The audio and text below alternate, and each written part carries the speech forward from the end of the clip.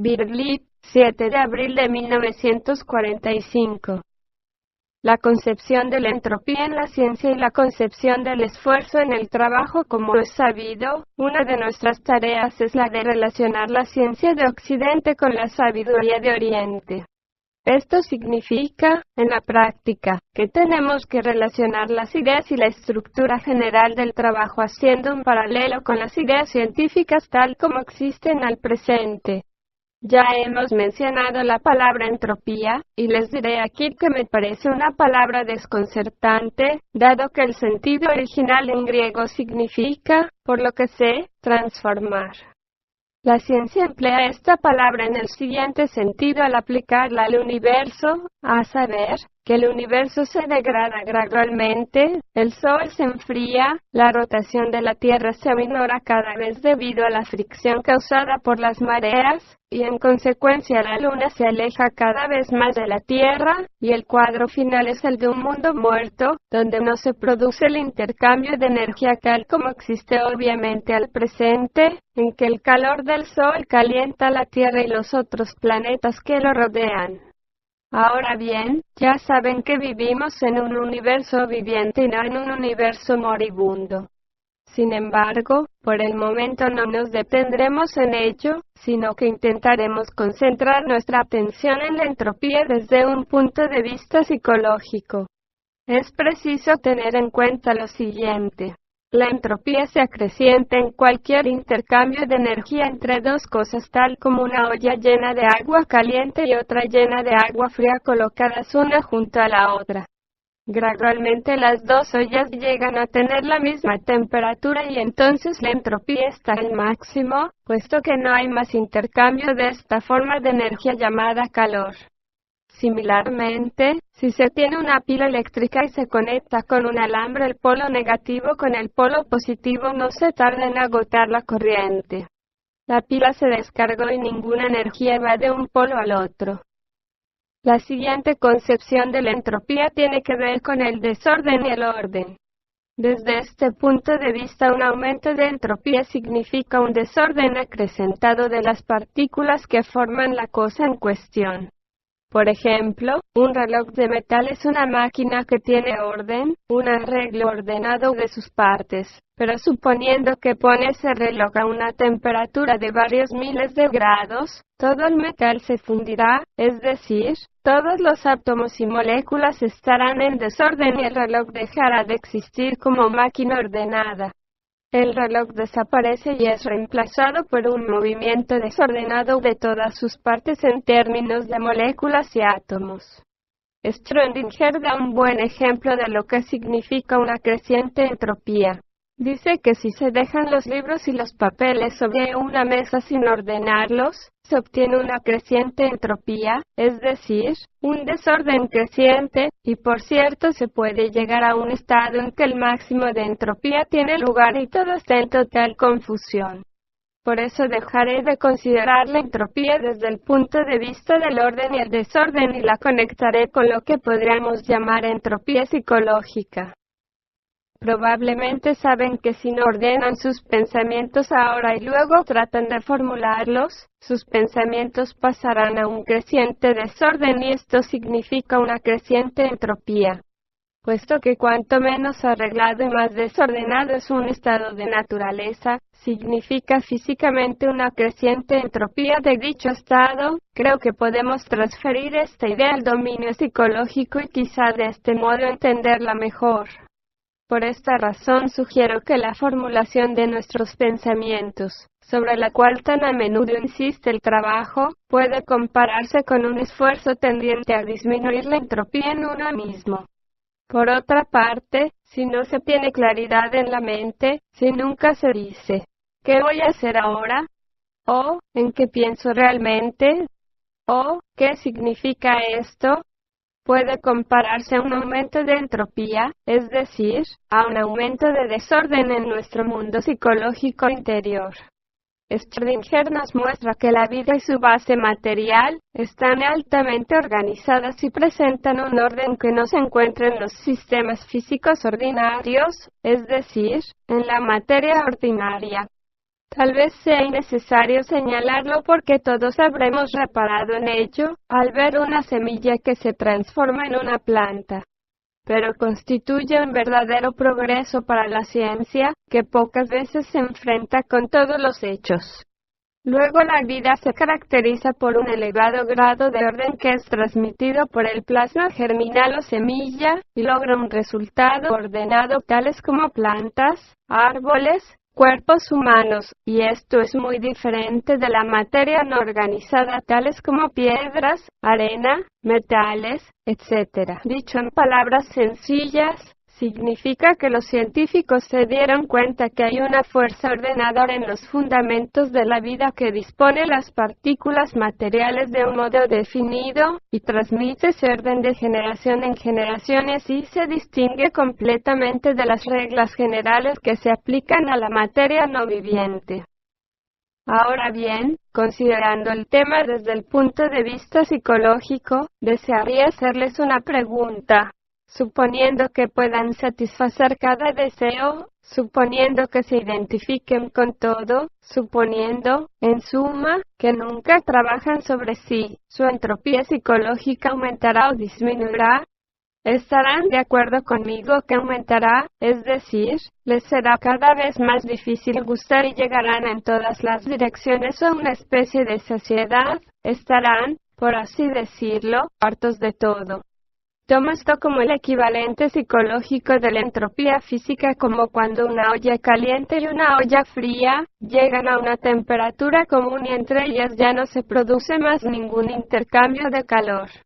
Es preciso aquí dar rienda suelta a la imaginación para percibir el contenido de lo que estoy diciendo. Desde luego, tenemos muchos lados psicológicos que se satisfacen de diferentes maneras y la cuestión es muy compleja.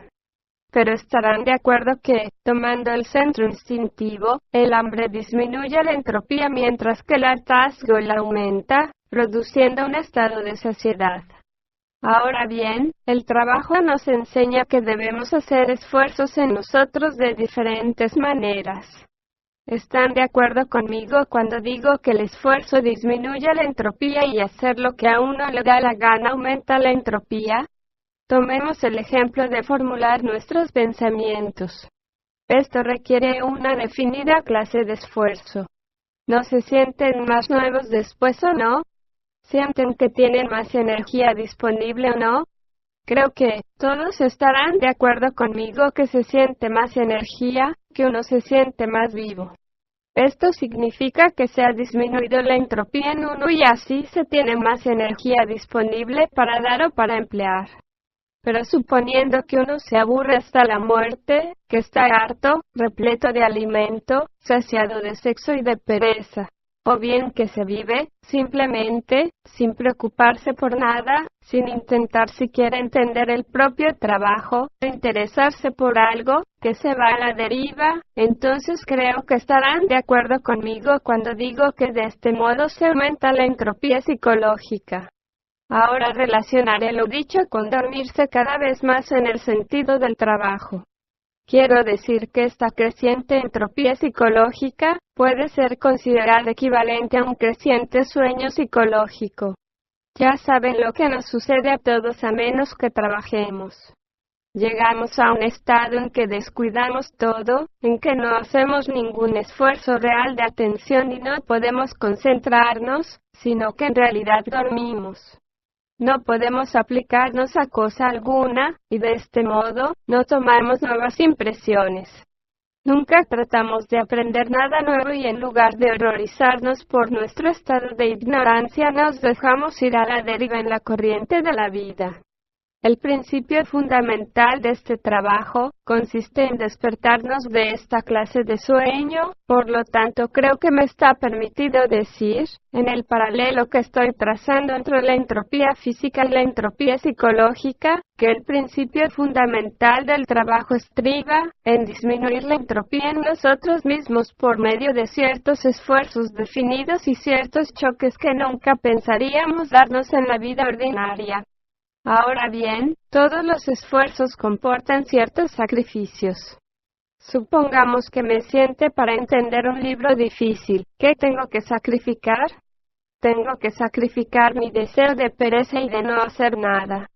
Esto quiere decir que la energía que ordinariamente hubiera sido empleada en la pereza, y en estar cómodo y adormecido, es obligado a seguir otro canal a causa de mi esfuerzo, y me lleva a tomar impresiones completamente nuevas. La entropía aumentará o disminuirá. Por cierto, disminuirá para que pueda disponer de más energía para usarla después. Mencionaré ahora la frase del trabajo que dice que cualquier cosa que se haga mecánicamente se pierde para siempre y cualquier cosa que se haga conscientemente permanece con uno. Hacer un esfuerzo es, hablando relativamente, hacer algo más conscientemente, y esto nos procura fuerza. Disminuirá la entropía. Ir consigo mismo mecánicamente, yendo a la deriva día tras día, nos extrae la energía y aumenta la entropía. De hecho, no se tiene derecho a decir que se está vivo. No se tiene derecho a decir que se está vivo en la vida. Más bien hay que decir que la vida no se está viviendo.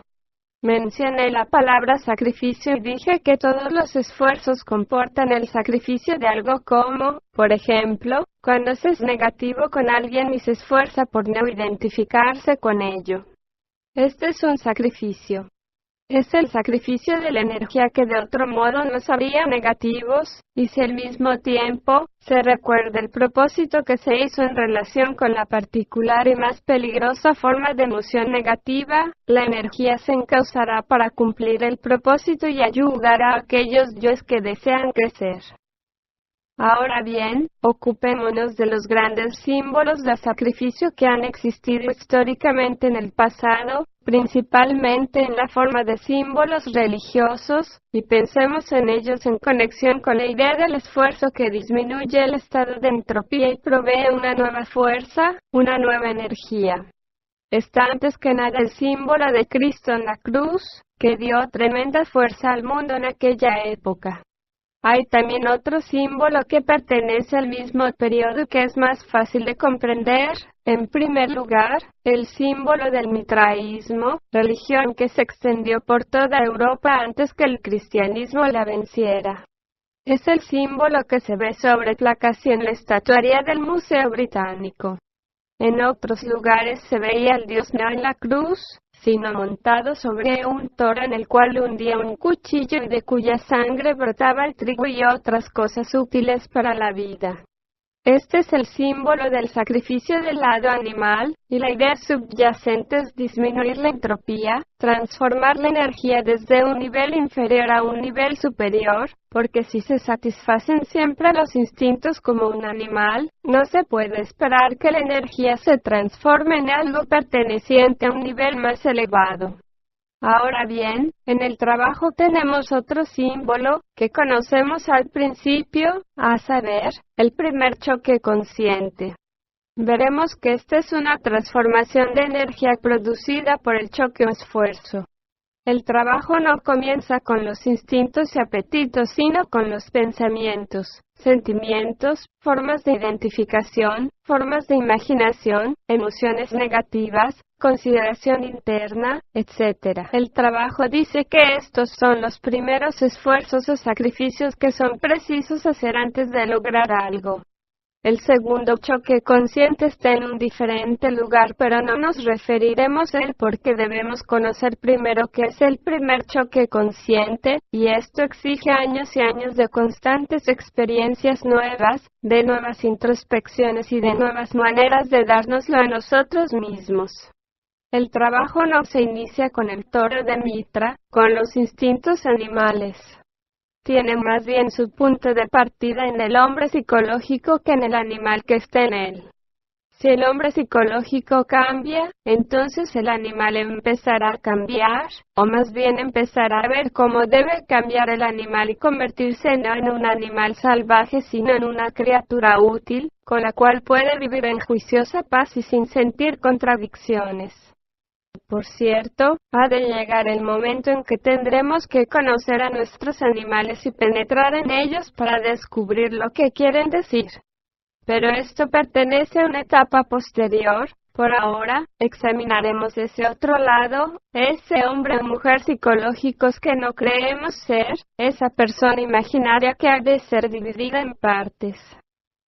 Ahora bien, notarán que el primer choque consciente acrecienta la energía, es decir, disminuye la entropía, porque la energía llamada H48 se transforma en la energía llamada H24, que es 30.000 veces más poderosa, 30.000 veces más rápida, 30.000 veces más comprensible y sutil, y esto, a su vez, es transformado en H12, que es aún más elevado e infinitamente más sutil y pleno de significación, infinitamente más receptivo y comprensible, infinitamente más rico y más sensible. Así verán que la idea de decreciente entropía es presentada en el trabajo en términos del primer choque consciente, que acrecienta la energía en nosotros y así disminuye la entropía o saciedad o sueño. Regresemos ahora a la idea de sacrificio, que había conectado con el esfuerzo. Como saben, el trabajo dice que hay infinitas formas inútiles de sacrificio. Las gentes creen que tienen algo que sacrificar y se imaginan que se sacrifican a sí mismas en momentos en que no lo hacen en absoluto. Por esta razón el trabajo habla muy duramente del sacrificio al comienzo. He oído mujeres sentimentales en los primeros grupos del Sr. Ouspensky que preguntaban qué debían sacrificar y obtuvieron esta respuesta. ¿Qué quiere decir por sacrificio? No tiene nada que sacrificar. Esto de imaginación. Por lo demás le he oído decir, hay una sola cosa que pueden sacrificar por ahora, y eso es, su sufrimiento. Y me imagino que mucha gente al oír esta respuesta quedó como el joven rico de los evangelios que estaba identificado con sus posesiones, sus méritos y su impecabilidad legal, y que, al preguntar a Cristo cómo podía ganar la vida eterna, recibió esta respuesta. Anda, vende lo que tienes, y dalo a los pobres, y tendrás tesoro en el cielo. Y ven y sígueme. Mateo capítulo 19, versículo 21. Sí, aquí en verdad tenemos algo que sacrificar, y creo que todos estarán de acuerdo conmigo cuando les digo que lo primero que se debe hacer es sacrificar las imágenes de nosotros mismos, nuestro yo imaginario y falsa personalidad, nuestras virtudes eminentes y méritos extraordinarios, a los cuales tanto nos aferramos y con los que estamos tan identificados. Pero el trabajo nos enseña aún más, si se reflexiona sobre ello. Basta reflexionar sobre la sorprendente frase, esa frase en que nos dice que debemos sacrificar nuestro sufrimiento. La autocompasión acrecienta la entropía muy rápidamente. ¿No lo ha notado? ¿Acaso tiene más energía para trabajar mediante la autocompasión? ¿No recuerda lo que dijo Cristo cuando sus discípulos le preguntaron? Señor, aumentanos la fe. Les refirió la parábola de hacer simplemente lo que se debe hacer sin que por ello se sintiera un exagerado mérito o sufrimiento y piedad de sí. ¿Quién de vosotros, teniendo un siervo que apacienta ganado, al volver él del campo, luego le dice, pasa, siéntate a la mesa? ¿No le dice más bien, prepárame la cena, cíñete, y sírveme hasta que haya comido y bebido? Y después de esto, come y bebe tú.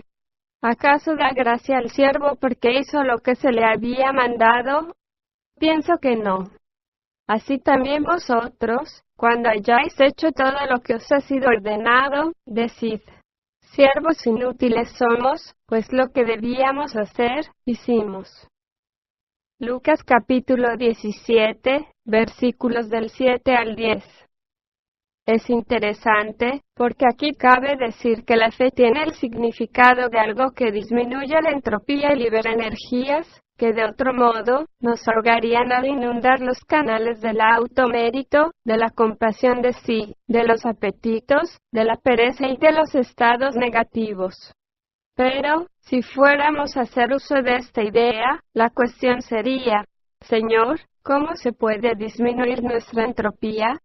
¿Acaso no derivamos gran parte de nuestra sensación ordinaria del yo al esforzarnos en el sufrimiento?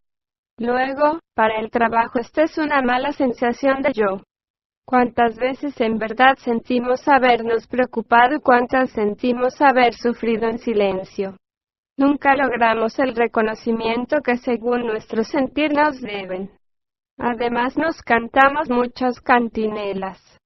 Todo esto acrecienta la entropía y todo ello constituye el terreno de sacrificio en el cual nos dicen de entrar y trabajarlo, en primer lugar, porque, como dije, el hombre psicológico es el que primero debe cambiar. Y es maravilloso cuando el hombre o la mujer psicológica empieza a cambiar en uno mismo.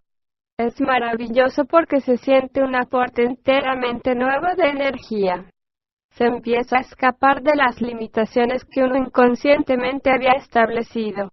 Se pasa más allá de las barreras que nuestras actitudes habían levantado, se escapa del estrecho rinconcito en el cual se vivía tan respetablemente. Se comienza a ver el otro lado, el lado tenebroso. Se permite que el rayo de luz penetre en la oscuridad interior. Se abren las habitaciones en la propia casa. Se mueve con mayor libertad dentro de uno mismo. Todo ello aumenta la energía y disminuye la entropía. Pero es preciso que ustedes hallen ejemplos en su propio trabajo y observaciones, y cada cual debe encontrar un claro ejemplo del cual esté convencido, y cuyo resultado práctico se pueda ver sin argucias o argumentos. La desdicha es que las gentes entran en el trabajo sin un claro ejemplo logrado por medio de la autoobservación de, digamos, un pensamiento negativo, y así viven ignorando todo sobre este particular. Por esta razón el señor Ouspensky acostumbra a decir, quiero ejemplos, no charlas teóricas. Deme un buen ejemplo de observación de sí o un momento de trabajo sobre sí, un momento de verdadero esfuerzo conscientemente hecho. Esa es una posibilidad que está al alcance de cualquier persona. Y, hacerlo, es mucho mejor que escribir largos ensayos teóricos sobre lo que es la observación de sí o lo que debería ser o sobre el significado de las reacciones mecánicas o del sueño. Cuando se logra una buena memoria para el trabajo que se realiza sobre sí mismo y desde uno mismo, ya no se tienen dificultades para comprender que cada genuino esfuerzo de trabajo acrecienta la energía y así disminuye la entropía. Quizás se comprenderá así porque todas las grandes religiones que están respaldadas por una verdadera enseñanza esotérica, siempre se propusieron determinada clase de esfuerzos que un hombre puede y debería hacer en su vida y sin los cuales un hombre no es hombre, en un cabal sentido esotérico.